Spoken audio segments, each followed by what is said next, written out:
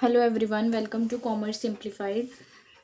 हमारा आज का टॉपिक है एग्जाम्प्टेड इनकम्स, जो किसके लिए हैं? एम्प्लॉयज़ के लिए। लास्ट वीडियो में मैंने आपको करवाई थी एग्जाम्प्टेड इनकम सारे ही असेसीज के लिए जो अदर देन एम्प्लॉयज़ और इंस्टीट्यूशन है। तो आज हम इस वीडियो में एम्प्लॉयज़ की करेंगे एग्जाम्प्टेड इनकम। ठीक है। फर्स्ट है leave travel concession to an employ. For example, एक एम्प्लॉय है, वो किसी कंपनी में काम कर रहा है, तो उसे क्या हो रहा है? ट्रैवल कंसेशन मिल रहा है। ठीक है। तो उसका क्या है? 10 सबसेक्शन 5 के अंडर क्या है? वो एग्जाम्प्टेड है।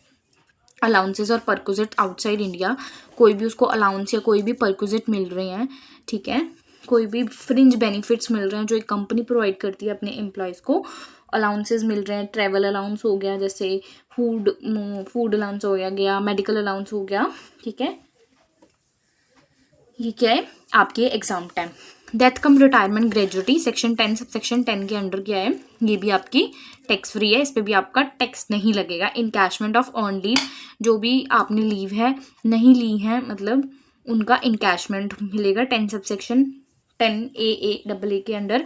कंपनसेशन ऑन वॉलेंट्री रिटायरमेंट, अगर आप खुद से रिटायरमेंट ले रहे हो और जो एक कंपनी है वो रिटायरमेंट होने पे कुछ पैसे देती है अपने एम्प्लॉय को, उनके ऊपर भी आपका टैक्स नहीं लगेगा। कंपनसेशन ऑन रिटायरमेंट, जब आप खुद से रिटायरमेंट ले रहे हो तब भी आपको क्या कंपनी वाले पैसे देते हैं। और कंपनसेशन ऑन रिटायरमेंट मतलब retrenchment, it is a retrenchment. ठीक है। अगर आपका रिट्रेंचमेंट हो गया है, ठीक है, तो भी आपको कंपनसेशन कर रही है कंपनी, तो उस पर भी टैक्स नहीं लगेगा। Payment from statutory provision fund, कोई भी आपको स्टैट्यूटरी कुछ फंड था उसमें से आपको पेमेंट हुई है, उस पर भी नहीं आपका लगेगा। हाउस रेंट अलाउंस, ठीक है, कई बार क्या होता है जो कंपनीज होती हैं रहने का खर्चा भी उठाती हैं अपने एम्प्लॉय का, तो उसके लिए भी जो उन्हें अलाउंस मिलता है इन कैश फॉर्म, तो उसके ऊपर भी वो आपका एग्जाम्प्ट है, टैक्स नहीं लगेगा। ठीक है। Special allowance from meeting certain expenditure, कुछ ऐसे अलाउंस भी होते हैं जो कुछ स्पेशल थिंग्स को कवर करने के लिए होते हैं, उस पर भी आपका जो है टैक्स नहीं लगेगा। ठीक है। एम्प्लॉयज़ के लिए 9 है। अब मेनली ये क्वेश्चन है स्टूडेंट्स का कि अगर हमें मोस्टली ना जो एग्ज़ाम होता है, एग्ज़ाम पैटर्न के अकॉर्डिंग मैंने देखा, एनालाइज किया प्रीवियस क्वेश्चन पेपर्स को, तो उसमें पॉइंट ये है कि वो ऐसे पूछते हैं एक्सप्लेन एनी 10 एग्जाम्प्टेड इनकम और 15 एग्जाम्प्टेड इनकम, या 10 पूछ लेते थे या 15। तो मेन पॉइंट ये है कि हम कौन सी बताएं 10। उन्होंने बेशक 10 पूछी हैं या 15 पूछी हैं, आपको क्या करना है, हर जो क्लासिफिकेशन है, जैसे 3 तरह की ये क्लासिफिकेशन है, इसमें 3 है, एक एम्प्लॉयज़ की, एक इंस्टीट्यूशन की, और जिसमें सारे ही असेसीज की। तो आपने क्या करना है, 5-7 हर एक की लिख देनी है। इनको याद करना कितना मुश्किल है मुझे बताइए। एग्रीकल्चर इनकम, ये तो आपको रटा हुआ है। कोई भी सम रिसीव हो गया HUF से, वो कोई भी पार्टनर की इनकम हुई है पार्टनरशिप फॉर्म में, वो भी 5-7 याद कर लो जो इजी आपको लग रही हैं। ठीक है। अगर आपको नोट्स चाहिए तो मुझे बता देना, मैं आपको नोट्स, ये मेरे सारे ही हैंड रिटन नोट्स हैं, बहुत इजी लैंग्वेज में हैं, आपको समझ आ जाएंगे। ठीक है।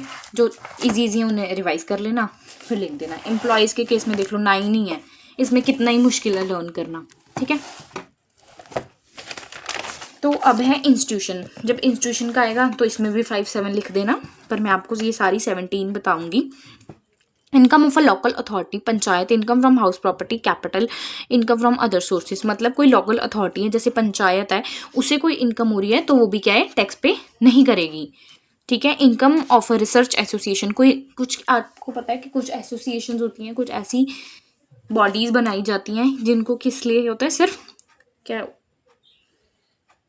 सिर्फ वो रिसर्च करें, तो उनको अगर कोई इनकम हुई है तो वो भी एग्जाम्प्टेड है। इनकम ऑफ न्यूज़ एजेंसी, कोई न्यूज़ एजेंसी है, उसको कोई इनकम हुई है या वहाँ से किसी भी तरह के बिजनेस से कोई भी डिस्ट्रीब्यूशन यूज़ करने से हुई है, तो क्या होगा, वो भी टैक्स फ्री है। Income of a professional institution, कोई ऐसा प्रोफेशनल इंस्टीट्यूशन है लॉ का, income use for its objects medicine approve by government accountancy, उसको भी अगर कोई इनकम हुई है तो वो भी क्या है, एग्जाम्प्ट है।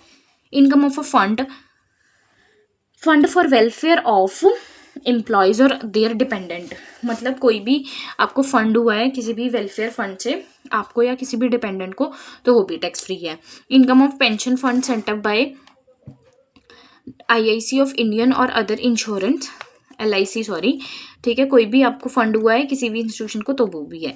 Income of khadi and village industries, कोई भी विलेज इंडस्ट्रीज या खादी इंडस्ट्रीज को कोई भी इनकम हुई है, ठीक है। इनकम ऑफ सार्क फंड, कोई भी सार्क फंड से आपको इनकम हुई है, कोई भी खादी विलेज इंडस्ट्री से हुई है तो भी एग्जाम्प्ट है।